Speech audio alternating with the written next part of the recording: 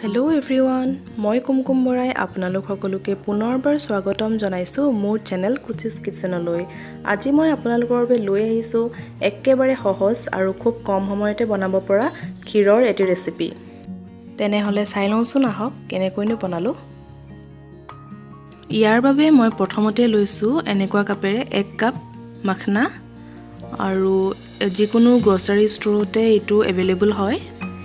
এতিয়া মই এখন পেনত ঘি দিছোঁ 2 চামুচ।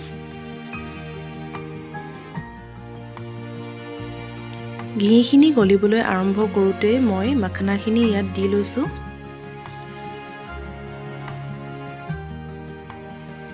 এইখিনি এতিয়া মই মচমচীয়া হোৱালৈকে ভাজি থাকিম। জুইটো বৰ বেছি কৰি নাৰাখিব, নহ'লে জ্বলি যাব। ল'ৰ পৰা মিডিয়াম কৰি ৰাখিলেই হয়।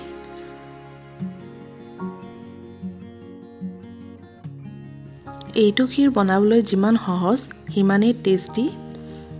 মোৰ এইখিনি বনাবলৈ খুব বেছি 15 মিনিটমান লাগিছে। আৰু মই গাখীৰ গৰম হ'বলৈ ৰাখি দিছিলোঁ। আধা লিটাৰ গাখীৰ লৈছোঁ মই। সেইখিনি মোৰ দেখুৱাবলৈ নহ'ল। এতিয়া ইয়াত কম কমকৈ দি থাকিম মই গাখীৰ। জুইটো ল'ৰ পৰা মিডিয়াম কৰি ৰাখিব আৰু এইখিনি লৰাই থাকিব, নহ'লে তলত লাগি ধৰিব পাৰে।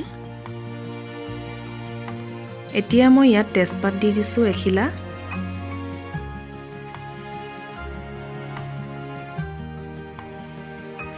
আৰু মই এতিয়া ইয়াত ইলাচি 3টাও দি দিছোঁ।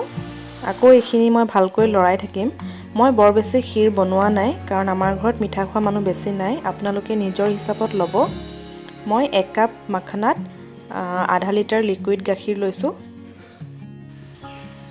এতিয়া ইয়াত মই বাকী থকা গাখীৰখিনি দি দিছোঁ।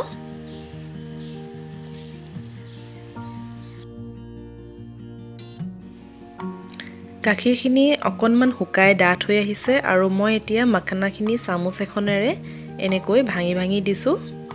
তেতিয়া ক্ষীৰখিনিও ডাঠ হৈ পৰিব আৰু খাবলৈ বা দেখিবলৈও ধুনীয়া লাগে। ইয়াত মই এতিয়া অলপ ড্ৰাই ফ্ৰুটছ দিছোঁ। আলমণ্ড, কিচমিচ আৰু কাজু সৰু সৰুকৈ কাটি লৈছিলোঁ।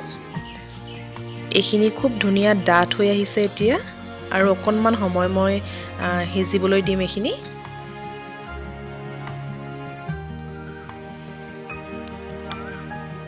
ইয়াত মই এতিয়া চেনি দিম, আধা কাপতকৈও কম। মিঠা বৰ বেছি নাখাওঁ, সেইটো কাৰণে মই কমাই লৈছোঁ। আপোনালোকে নিজৰ ইচ্ছামতে যিমান চেনি খাই দি ল'ব। এইখিনি মোৰ হৈ গ'ল। মই অলপ গাখীৰটো বেছিকৈ ৰাখিম, কাৰণ ঠাণ্ডা হ'লে এইখিনি আকৌ অকণমান ডাঠ হৈ যাব। এয়া মোৰ মাখনা ক্ষীৰ ৰেডি হৈ গ'ল।